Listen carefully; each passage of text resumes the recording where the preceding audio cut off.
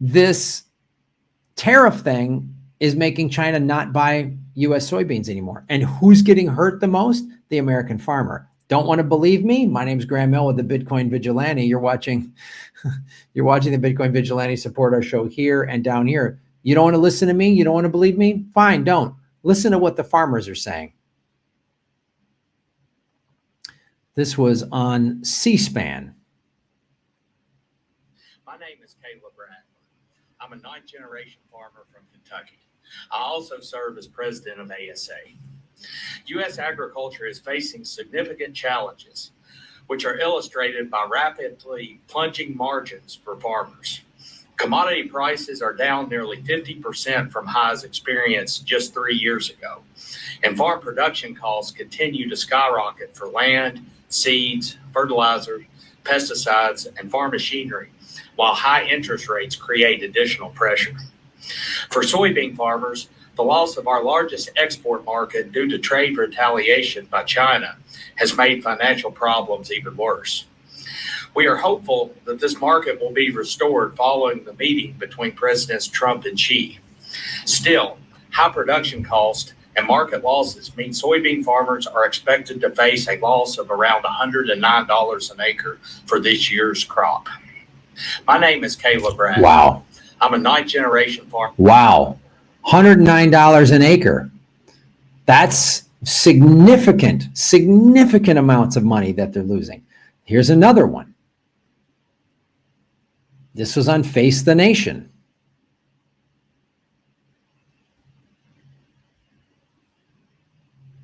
On the purchases of American goods, American farmers have been hit hard by China's boycott of American soybeans that went into place after the tariff war began here. The administration is pumping at least $3 billion in financial aid to farmers to help make them whole or at least offset the pain.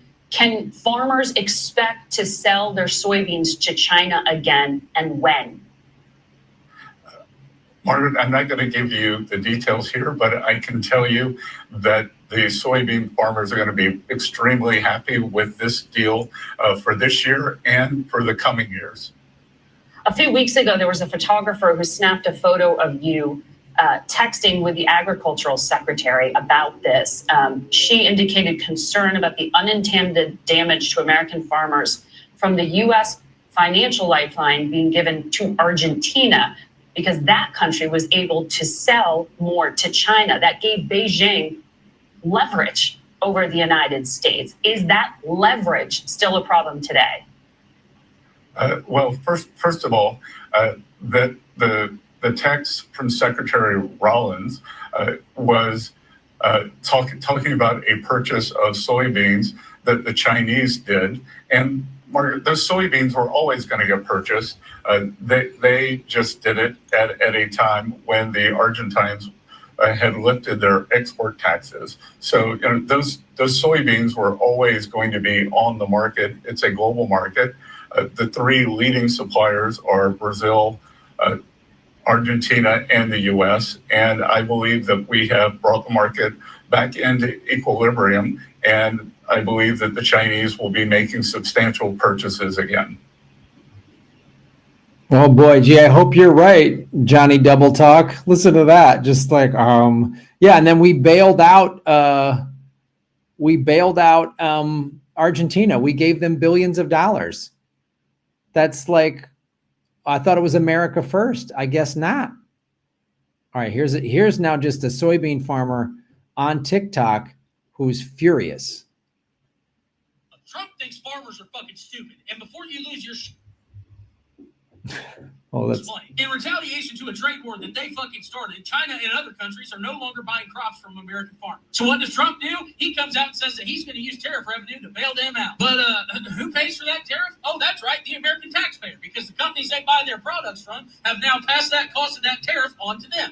The problem isn't that we're bailing out farmers. I believe we need to bail them out. We need to support small farmers so they don't have to sell their land to big-ass corporations who will then in turn just own more of our land and more of our food chain supply. The problem is that the American consumer, who are also farmers, by the way, cover the cost of that tariff at the checkout aisle and at the parts store. And now the federal government is going to use that money to pay the farmer for the money they lost as a result of a trade war that they fucking started. They are using American consumers and American farmers to solve a problem that they fucking created. And then they're going to stamp their name on it and say, see, we're for the farmer. No, the fuck you ain't. You're just too stupid, or even worse, you think they're too stupid to know that you're the one who created this fucking problem in the first place. Meanwhile, their rich fucking buddies just got even richer because they didn't have to touch that fucking tariff. And we just got fucking poor. The older I get, I can't tell the difference between superheroes and supervillains. Guess once I traded all their capes in, and now the bad guys wear a suit and tie, just make it make sense. Do the good guys ever win? Wow. So this is not good. And then when this deal happens with China, Trump's going to come in and say, I fixed it. I knew it. I'm the deal maker. And it's like, you created this problem. And China's been making it very clear. We don't need the United States. We don't need you. And that's what BRICS. Who's in BRICS? Brazil. Again, one of the largest sellers of soybeans. China knows what it's doing. Our government is run by complete morons. Complete morons.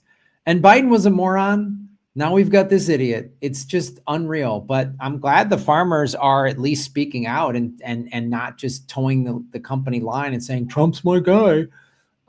Wake up.